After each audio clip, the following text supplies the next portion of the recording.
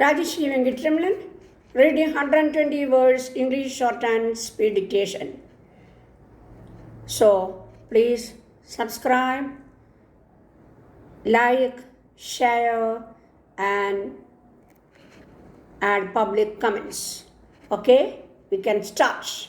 It is some time since I last spoke to you on the radio. However, through my continuous travel in various parts of the country and through the groups of large numbers of individuals whom I met in Delhi and elsewhere, I have continued to be in close touch with you all. Your support, your affection, and your trust enables me to serve India to the best of my ability. On my journeys up and down the country, I have been glad to find that our people have shaken off their sense of defeatism and gloom. There is a new pride in being Indians. Indeed, it can be said that in the year just completed and nation has rediscovered its sense of purpose and potential strength. Some 18 months ago, our beloved country was on the brink of disaster. Violence was openly preached. Workers were exhorted not to work, students not to study, and government servants to break their oath. National paralysis was propagated in the name of revolution. The democratic way would have been to work towards the next elections, which were not far off. Government had to act and did act. Without purpose government, a nation, especially developing one, cannot survive. At that time, I made it clear that the restrictions imposed would be temporary. They have been gradually eased. The leaders and many of the rank and file who had been detained have been released. For some time past, press censorship has been relaxed and newspapers have been reporting the activities of people and parties. Restrictions would have been lifted earlier and violence and sabotage been given up had there been no attempt to stir up communal and other unrest. The discipline and feeling of hope enabled us to initiate and pursue many policies to help those sections of the population who had not greatly benefited from development plans. The construction has been amended to remove impediments to policies which are designed to serve the people. We have also undertaken programs to combat social evils such as dowry, which is a burden on our middle classes, and to promote family planning, which aims at healthier and better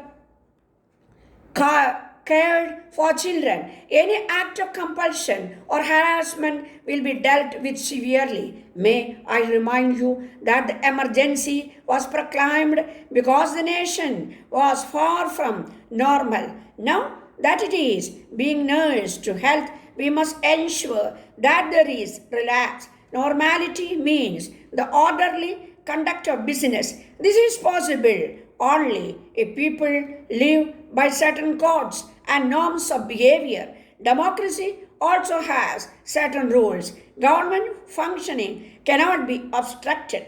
None should imperil the welfare of any section of the people or the safety of the nation. If India is to live and prosper, there can be no preaching of hatred, no practicing of violence, no encouragement of subversive activities or lowering of standards of public life.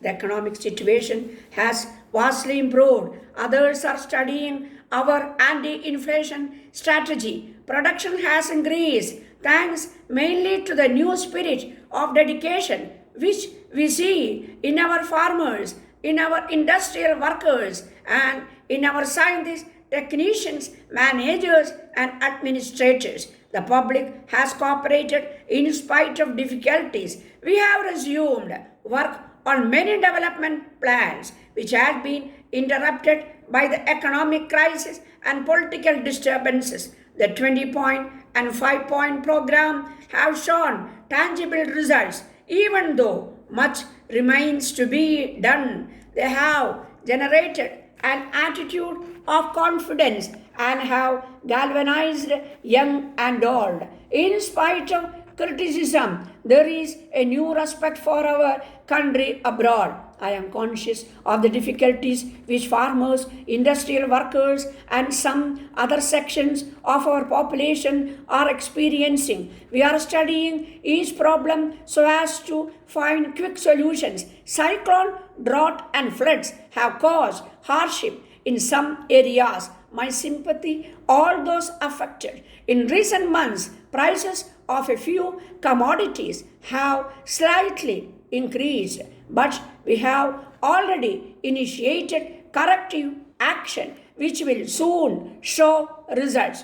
We have the largest grain stocks in years. Elements which wish to stir up economic trouble will be sternly dealt with. As long as there is close cooperation between government and the people, our economic battles can and will be won. Anyone can see that today the nation is more healthy, efficient, and dynamic than it had been for a long time. The question now before is how to restore substantively those political processes on which we were compelled to impose some curbs. Changes is very law of life. This is a time of great fluidity in the world.